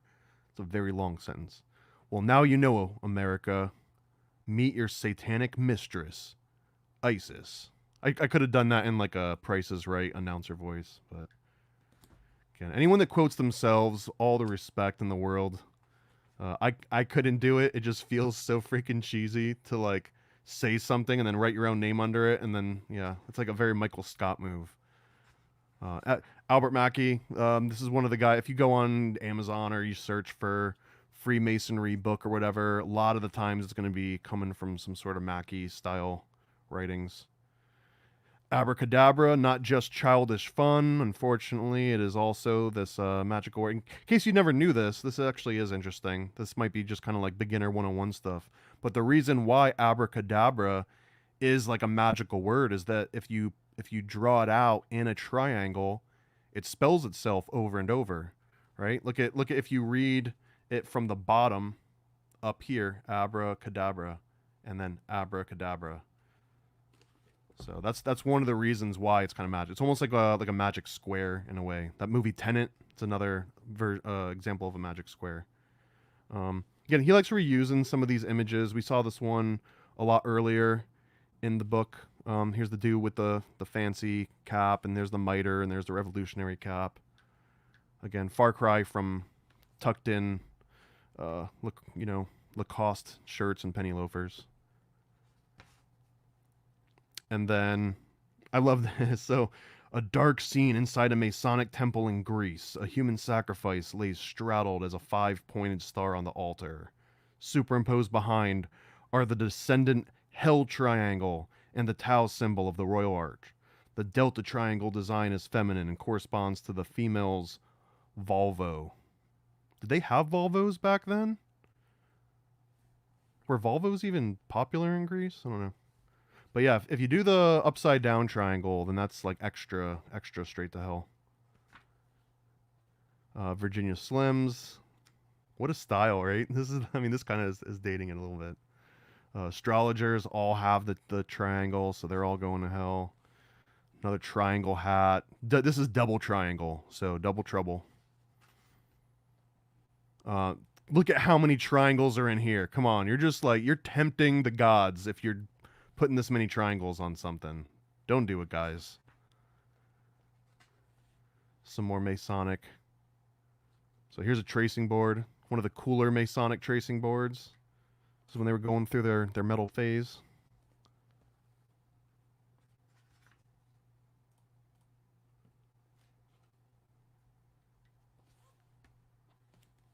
There we go. There's lots of triangles, man. They're all over the place. Can't get away from them. And then now we're going to start doing like this little hand gesture that Aleister Crowley was doing in one of these earlier images. Lots of dudes dressing up. We're going to get into a Bohemian Grove series soon too. I'll show off some of the other books that we'll be getting into after this one's over. But I've got a whole bunch of Bohemian Grove yearbooks that have got all sorts of rich people and powerful politicians in drag that they probably didn't expect to make it out into the public. And I'm not talking about just like the magazine articles and stuff. I've got some of the old annals of Bohemian Grove that are hard to get a hold of now, I guess. Here's an OTO cartoon. You don't see this kind of stuff very often, right? So this is kind of the exact content that I'm looking to share with you guys. I mean, so this is from Fritz Springmeier's book, Bloodlines of the Illuminati. And he says he made this drawing based on an actual ritual conducted by a satanic sect known as Ordo Saturnus, the Order of Saturn. The planet Saturn is the sixth planet from the sun in the solar system. Saturn was worshipped in ancient civilizations as a form of Satan or Lucifer. The triangle within the circle, also of today's Alcoholics Anonymous. Sorry if you're recovering from alcohol and trying to get over that. You're going straight to hell. The group is on the wall, while the satanic X within the circle is on the front of the altar cloth. So triangles and circles and intersecting lines. Oh my. Burn some sage after this is over, just in case that, you know. And then here's super duper extra trouble, is if you put that all inside of the Ouroboros. I'd be surprised if Lucifer doesn't pop up directly behind me after I'm done looking at this. And then we've got some corporate seals. I mean, I think a lot of these are Alcoholics Anonymous, which also is a really interesting backstory that has to do with the cult. Here we go. Here was one of the second most popular presidents of all time getting sworn in after a popular vote. Yep. He beat out JFK by like 20 million votes, I think. Blew his mind. JFK had his mind blown that day. He never saw it coming. He went back into the left.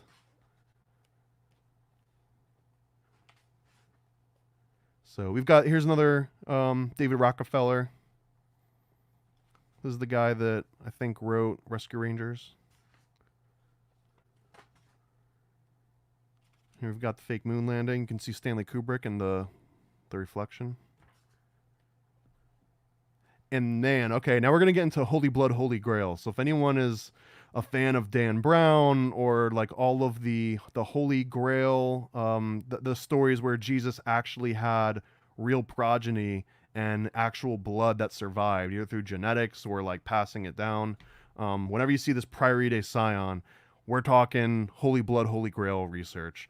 Spear of Longinus, this is what the latest Indiana Jones movie was about, also known as the Spear of Destiny. Little known fact, this Longinus guy, he becomes a saint. He's the dude that pierces Jesus's side.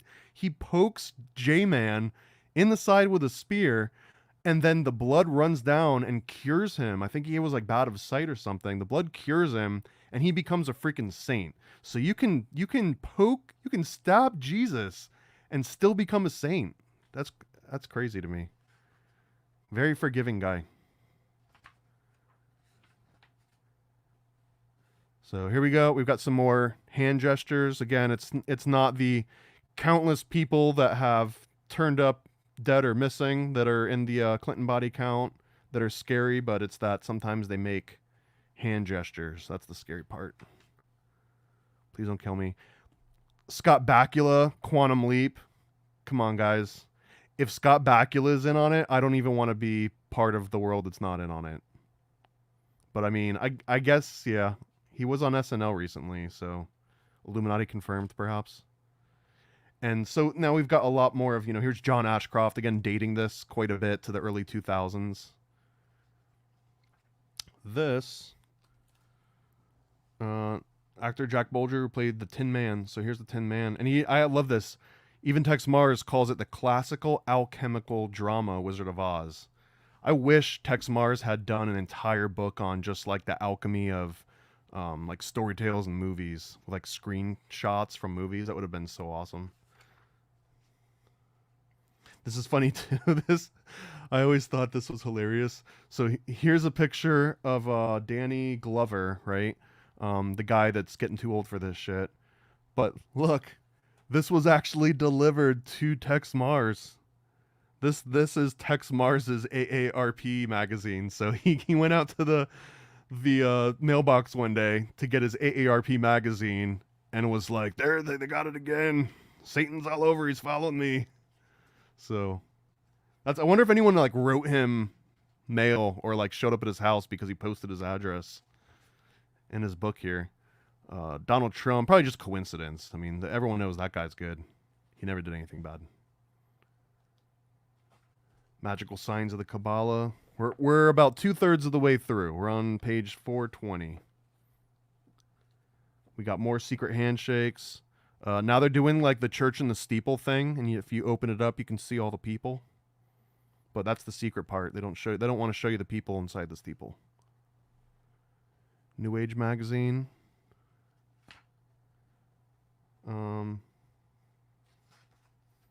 Temple Solomon. This one's actually pretty cool, if I can get it. This one shows a full breakdown of a bunch of different, like this, and this was a jeweler, right? So this was a jewel wholesaler, and for whatever reason, they also just let you know what all the different Masonic emblems were, and they break down the Scottish Rite on the right and the York Rite on the left. So you can see it goes all the way up to 32 on the right, 33 being the Grand Sovereign General, and then the York Rite's over here. And they've got these little ancillary bodies on the side. See, there's Eastern Star up there. There's the Shriners.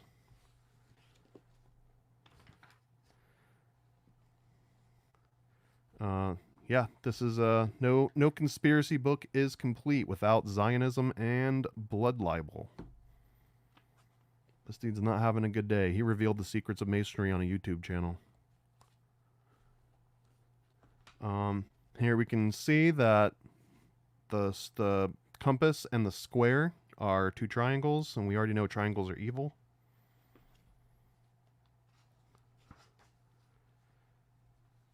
Lots of different numbered stars, Jewish letters in them that makes them evil.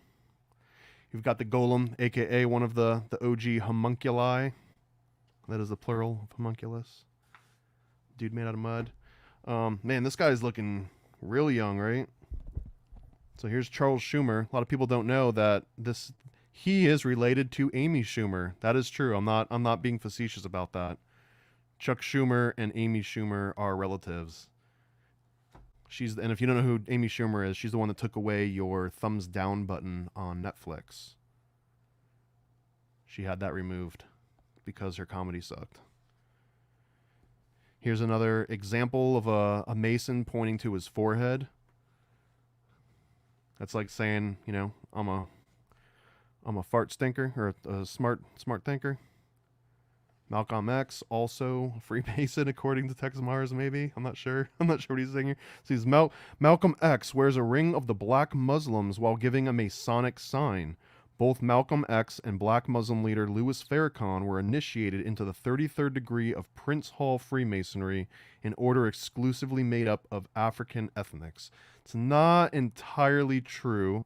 In fact, you can go and look at the interview I did with Joel Thomas, who's a white guy that got into Prince Hall Freemasonry. And what is accurate is that for a very long time, and even in some states now, if you're black, you can't join regular Freemasonry. You have to join Prince Hall Freemasonry. It is a blacks only version because there is still segregation in some southern districts of Freemasonry. Now, you can be white and join Prince Hall, and you can be white and join regular Masonry, but in some areas, you couldn't be black and join regular Freemasonry. It's wild. I mean, We're still kind of living in old times, despite what everyone thinks.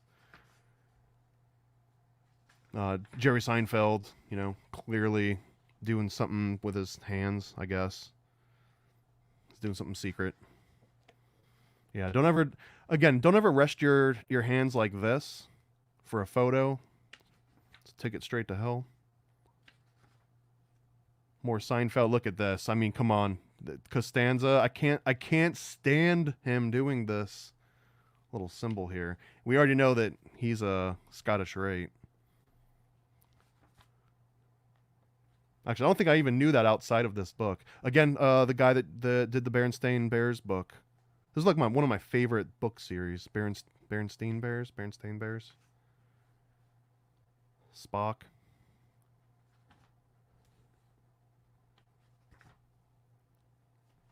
And then there's the this is the known as the cootie shot. This one goes back really far, but it's missing the second dot.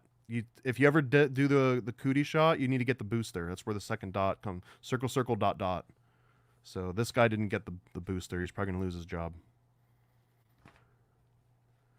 And then here we just have coincidental halos over angels on Earth. These are angels. Every one of these guys. Freaking angel. He's got a flower. Man, this is a very, very long write-up.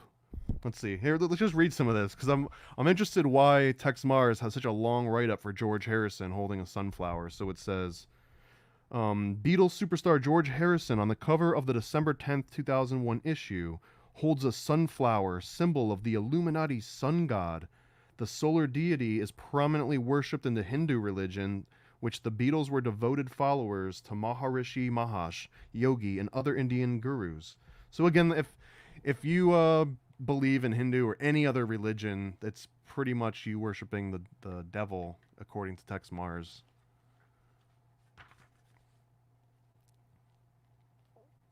This is man, I always forget the name of this thing. And no, not the one that begins with S. It's right there. But there's a man. Zerdis always mentions that this is a subatomic particle that acts as a turbine, because if you generate energy in any one of these pockets, it causes it to spin. It's like this little subatomic windmill. And I know it's not called a Ganymede, because Ganymede is the kid that Zeus scoops up and puts onto that Budweiser ad. But whatever the heck the name of this thing is, it's like an actual subatomic particle. It blows my mind when he brings that stuff up. Here we've got a bunch of triangles, so that's obviously evil. They're made out of brooms, so it's like a dirty triangle. Ouroboros with the cootie shot, but it didn't get the booster. Here's a little this one's kind of interesting. It's got like a little Ouroboros Prozac. Shout out to all the SSRI takers out there. Lots of astrology. We're gonna do a whole deep astrology book. I see Slick out there in the comments. We'll have to browse through some astrology books that I've got that have the coolest pictures ever, but I have no idea what the heck any of it means. Here's a word that I definitely can't say unless I want to have my head chopped off. But you can see that there's two balls here, and there's a cane in the middle. If you say it all really fast, your head will explode. And then here we've got President Bill Clinton and the First Lady. This was back when Hillary Clinton had a little more meat on her bones. She got like really skinny over the years, I think. Here's another dude putting on makeup. He's in drag right now, basically. Yeah. It's a handsome woman. I don't know who that is. And then here, this one's interesting. We've got the Church of Satan, Michael Aquino. He actually, I believe, leaves the Church of Satan after a rift and forms the Temple of Set. This is a really interesting sort of rabbit hole to go down. I might have Dana back on and talk specifically about Michael Aquino. Here is proof. This is absolute proof that Arnold Schwarzenegger is a witch. First of all, it's the upside down triangle. So that's strike one. 2, it's a broom, strike 2. And then 3, he's doing an extra secret handshake because he's hiding it from the photo, and he's probably making like devil horns or something down here. So it doesn't get much worse than that. See, and he's pointing at you to let you know that he's doing another secret handshake down here. And just to, you know, all jokes aside, I'm gonna cover this dude up. But yeah, there's that sign of adoration there. And if you look into the Schwarzenegger family and his dad, really happy-go-lucky people, did a lot for the world. Angel of Death. Charles Hayes, who was said to be a retired operative of the CIA, and then he's got this little ring on. Julia Roberts is also wearing a ring, some kind of an evil ring. It just has a strange image. It's literally what it says here. Ring with a strange image. Straight to hell, Julia Roberts. Well, this good-looking guy. This is the Ukrainian president now, I think, right? The guy that used to be in the BDSM comedy shows. Here we go. Brittany Murphy, she knew too much. She got taken out. There was a documentary that I'm pretty sure I saw, but it was about how she and her husband got taken out because they knew something about 9/11, or they knew something about like the terrorist hijackers. If you know what the heck I'm talking about, please leave a comment with the name of whatever that documentary was. Here they go, man. They're doing the OK symbol, which means 666, and it means if you see it, it's punch buggy, right? You get punched, and getting punched is evil. Every one of these dudes, what a dick move, right? You get up on stage, you throw this little symbol out, and now you get to punch every single person in the audience. That's evil. That is an evil symbol. Do you know if I'm looking at a picture of this, does this mean that he gets a free punch buggy on me next time he sees me? That would be cool if you could like flash this hand sign at Bush Sr. I think he's dead now, but flash it at him and you could just punch him for free.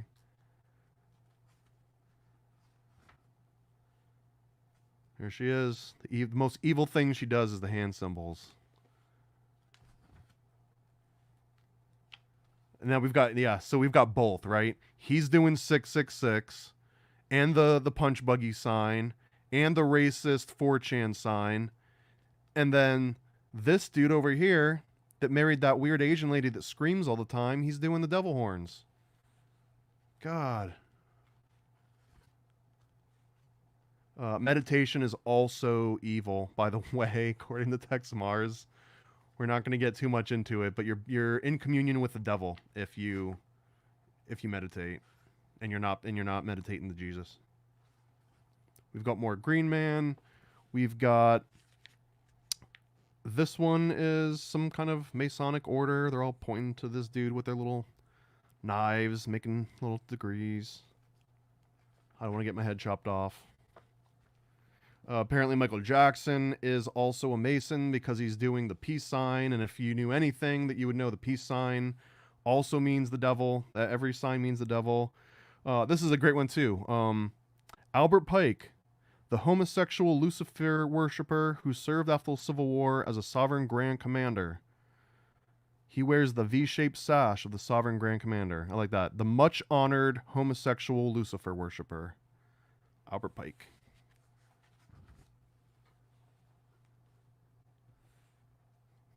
God. Everyone doing the peace symbol. This is awesome, right? George Bush doing the peace symbol is the last thing you see before the bomb hits. Just anyone doing the peace symbol actually means the opposite. Another Clinton administration, Sidney Blumenthal. Oh man, don't even say it. Not even Joey Fatone, bro. Joey Fatone's in on it. What kind of world are we living in when the guy that makes the best hot dogs on the planet, they're probably Illuminati hot dogs? Again, dating it to this, like, this show, I would be surprised if it even made it beyond the first season. I recognize some of the faces, but yeah, Wonderland. Every man and woman is a star. So, okay, this is legitimately interesting. We're on chapter 26. Man, we're almost at the end. So we've got, as a lot of these start off with, it starts with a Bible quote, followed by an occultist. But ye have borne the tabernacle of your Moloch and Chion? I don't even know what that is. Chion, your images, the star of your God, which you made to yourselves. Every man and woman is a star. So, and this quote from Aleister Crowley of every man and woman is a star. This is kind of where we get like the whole superstar aspect. It's a very Crowleyan sort of like self-serving way of looking at things. You know, like do as thou wilt. You know, just be a narcissist, be a star. And then we've got some more evil triangles. If you got any kind of triangles at all, you're doing it wrong. And then here's a fraternal order of police. Their star. FYI, there's an awesome documentary out about the company that started this crap, where they sell you these stickers, and it's like an absolute scam. And they would like find people that would donate and just keep calling them over and over again. It's amazing documentary. It just came out this year, I think. So here we've got some more sort of catalog stuff that will send you straight to hell. Here's a knife that'll send you straight to hell because it's got a star on it. And then even if you don't know how to draw a perfect star, it'll still be just as evil. Here's the Satanic Bible, the little Luciferian sigil. Here they are, LARPing hardcore. We've got I don't even know who this is. Let's see. Mick Hucknall from the soul group Simply Red. Fans call him a stage-strutting sex god with a red vest wearing a six-pointed silver star. Sold over 20 million albums. Never actually heard of him. Rush. I mean, yeah. If you put a Rush album on, it summons the devil instantly. This is one of the coolest images of Jack Parsons I've ever seen in my entire life. I don't know if he had this badass chest tattoo or not, but man, and these little dick rockets. This is such a cool... I never actually read a lot of the 40 Times. It was always a lot more expensive because I think it's a UK only publication. But that was kind of like the British version of Paranoia. But I just always assumed that since Paranoia magazine was from America, it was superior to any British version, just like most American versus British things. Let's see. Okay. This one we're just going to kind of gloss over a little bit. Just this little lightning bolt on Harry Potter's head might have some connotations to it that a little bit spicy. Real spicy. John Kerry, another Bonesman, right? Skull and Bones dude. The fist pump, sorry to break it to you, the fist pump is going to send you straight to hell. It's also known as the communist fist pump. Here's the Berenstain Bears guy again. And then here's Aleister Crowley doing the that little hand gesture they were talking about before, where they poke you in the eyes and they poke your eyeballs out. So if you share the secrets of Freemasonry on YouTube, you wake up and Aleister Crowley sticks his little dick fingers in your eye.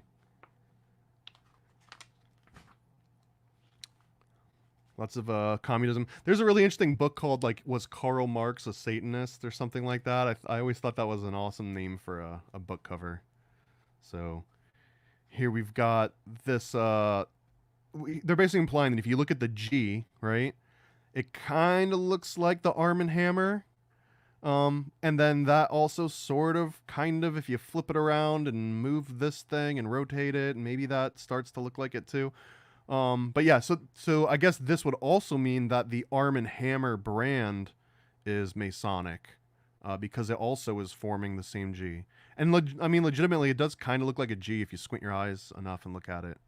This one a little bit less so, but the ties between Freemasonry and communism and basically just political upheaval in general, there's something there for sure. I don't know if it's directly tied to communism. Bavarian Illuminati, I think for sure. I think Bavarian Illuminati you could attribute a lot of communism to, but maybe not necessarily Freemasonry. I don't know. I got a beard, so you can't really trust anything that I say. There's a really interesting story about this Macy's star. Macy's Day Parade just ended, right? But the Macy's star, that red star, that's actually a naval symbol, and the original guy was because he had these stars tattooed on him. You know those annoying people at the gym that've got like the nautical stars tattooed on them? Well, that was actually where the Macy's star came from. It came from this nautical star from kind of being a sea dog. So there's all sorts of nautical ties into corporations here. And then, well, interesting. We end back on John Ashcroft and John Kerry again, sort of showing the time period in which this book came out. And then,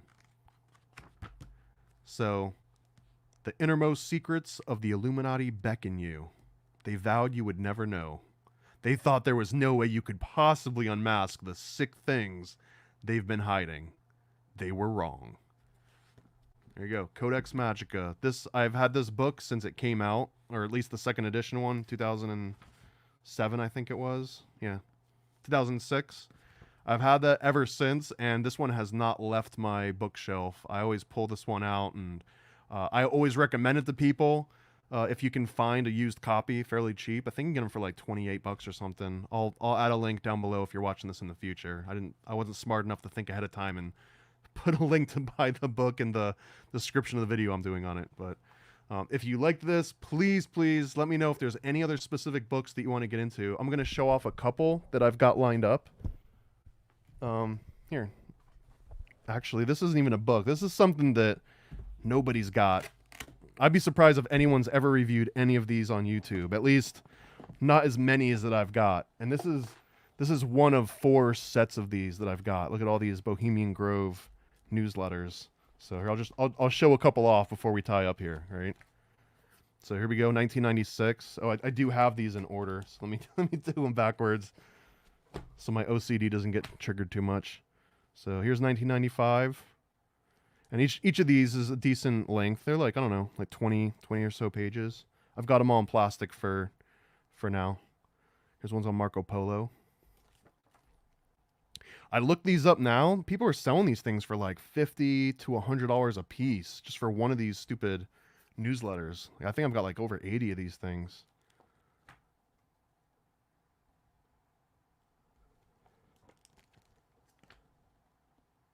This is interesting. A personal account on the Normandy invasion by a Bohemian Grove member, 101st Airborne. Art and War of the Renaissance. Tribulations and Survival of a Bohemian Prisoner of War. So they got someone recounting being in war. The Struggle for California.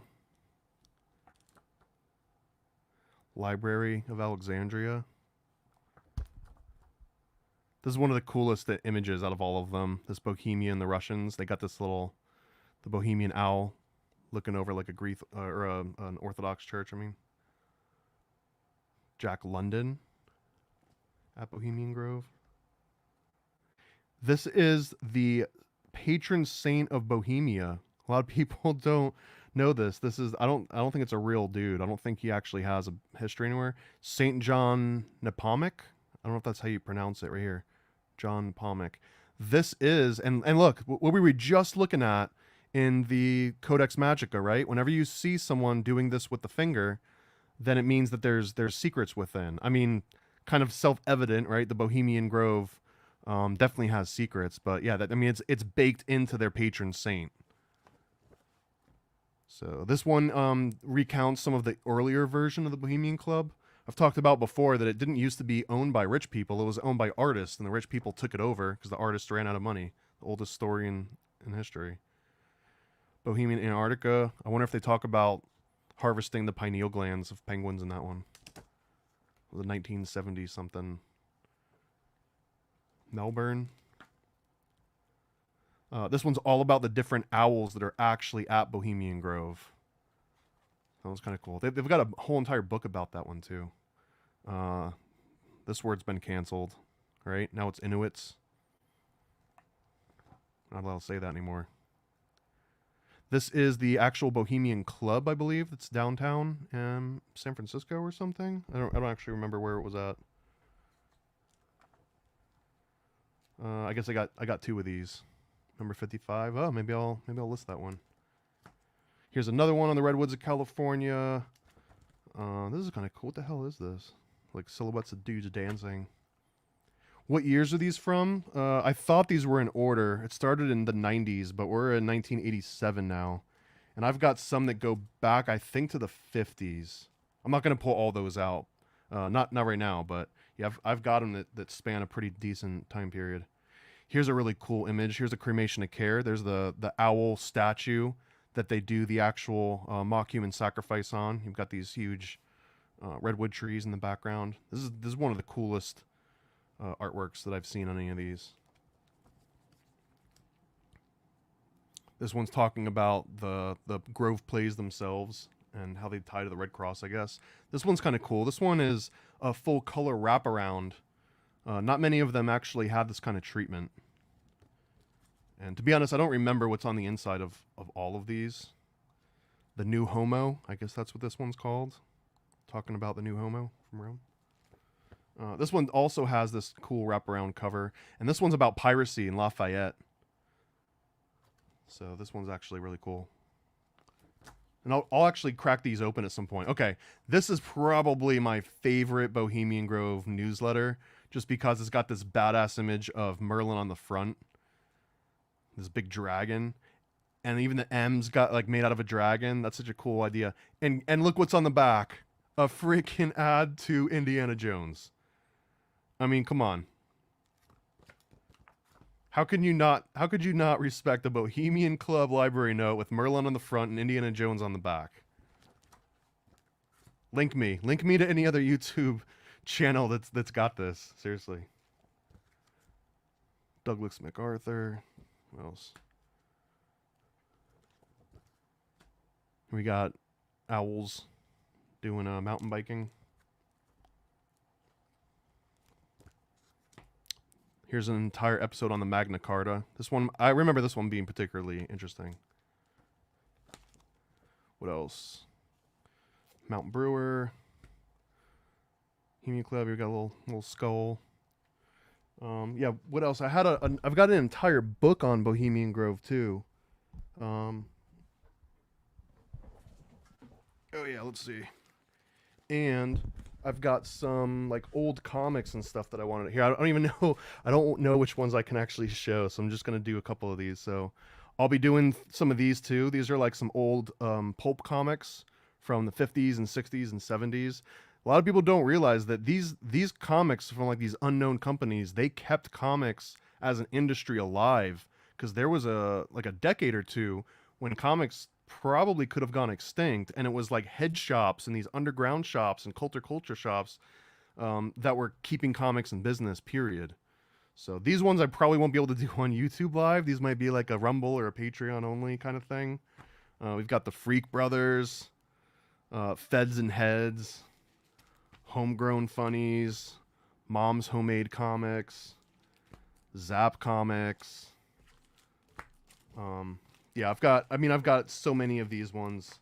I'll show them all off. Again, I can't probably show most of these on YouTube. Oh, here's the other ones. This one's called Joy Comics, and this one is actually, you can see, was even bought in Oneonta, New York, by my dad. These ones my dad gave me. Insect of Fear. So, anyways, that was Codex Magica by Texe Marrs.